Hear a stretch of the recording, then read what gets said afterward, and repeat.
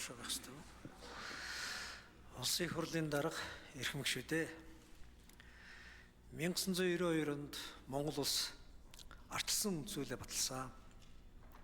Энэ үйлээр иргэний үндсэн эрхийг хамгаалж, эрх мэдлийн хуваарлтыг хангуулах үндсэн зарчмууд хуульчлагдсан. Үндсэн хуулийн тухай олон нийтэд илт болсон нэг үнэн бий.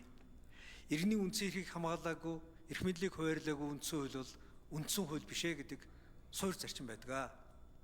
1992 оны үндсэн хуулийн хамгийн суур гол үнэт зүйл бол хувь хүний үзэл бодол, итгэл үнэмшил, түүний санаачлалээр суурьсан хөгжлийн тухай үзэл баримт байсан. Олон ургалж үзлийг хүлээн зөвшөөрч хүмүүнлэг иргэний ардчилсан нийгэм байгуулахыг үндсэн хуулиар бид тунхаглан зорьсон билээ. Олон ургалж үзэл энэ нийгэмд байна гэдэг иргэдийн эвлэлд нэгдэх хэрэгтээр суурилсан олон намын тогтолцоо бүрдэн гэсэн үг ээ. Олон намын тогтолцоо өөрөө өрсөлдөөн тус төрийг бий болгож чөлөө сонгуулийн зарчмаар төлөөллийн арчил болох улсын их хурл буюу парламентыг бүрдүүлдэг. Олон намын төлөөлбөхийн улсын их хурл 126 гишүүнтэй өргөдгсөн үйл ажиллагаа өнөөдөр явуулж байна.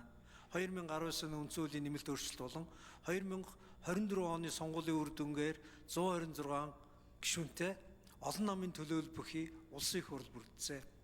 Олон намын төлөөлбөхийн улсын их хурлын үндсэн үйл ажиллагаа нь бодлого үйл ажиллагаагаараа мэтгэлцдэг, өрсөлддөг, олон цөөнхийн зарчмаараа ажилладаг парламентын ардчлалыг бий болгосон. Парламентын ардчлалыг бэхжүүлэх зорилготойгоор энэ 2 жилийн хугацаанд улсын их хурл дээр асуулгын цаг гэдэг үйл ажиллагаа зарчмыг хуульчлан баталгаажуулсан. Өнөөдөр үдээс хойш асуулгын цаг хэрэгжинэ. Энэ мэтгэлцээн дээр суурилсан олон намын төлөөлбөхийн парламентыг зохион байгуулахын тулд улсын их хурлын дарга буюу парламентын спикерийг төвийг сахидаг, намын улс төрөөс ангид байлгах зарчмыг хуульчлахаар улсын их хурл мөн хууль өргөн барьсан. Энэ хуулиудын цаана дахиад нэг чухал зарчим байгаа нь бол үндсэн хуулиар тодорхойлсон эрх мэдэл хуваарлах зарчим аа.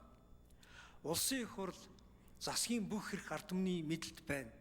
Ард түмэн энэхүү эрхээ шууд болон өөрийн сонгон байгуулсан төлөөллийн байгууллагаараа уламжлан эдэлнэ гэсэн үндсэн хуулиас үүсгэлтэй. Улсын их хурлд 126 гишүүн байхаас гадна гишүүн ард түмний илч байх тухай үндсэн хуулийн бас маш тодорхой заалттай. Улсын их хурлын чуулганы зохион байгуулалт бол энэ 126 гишүүн ард түмнийг төлөөлж, үгээ хэлж, хууль тогтоож, засгийн газрыг хянахад чиглэсэн.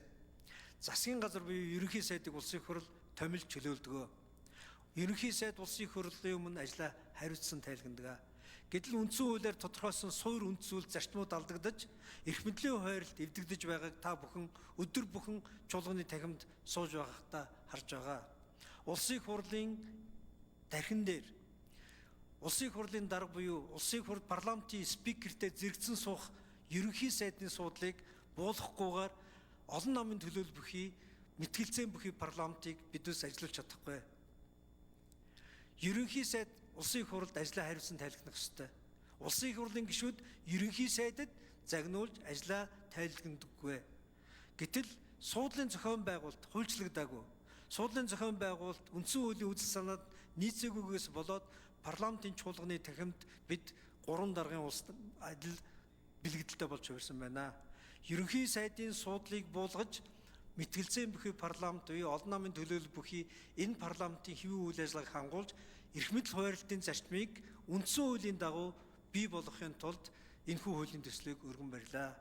Улсын их хурлын эрхэм гишүүдээ үндсэн хуульд үнж байх, үндсэн хуулийн дэг журмын дагуу парламент ёсыг бэхжүүлэх, үндсэн хуулийн дагуу парламентын засаглалыг хэрэгжүүлэхийн тулд улсын их хурлын чуулганы танхимдах хууль бус санал суудлын хуваарийг хуулийн дагуу зохицуулах энэ хуулийг хэлэлцэн шийдвэрлэж өгнө үү. Баярлалаа.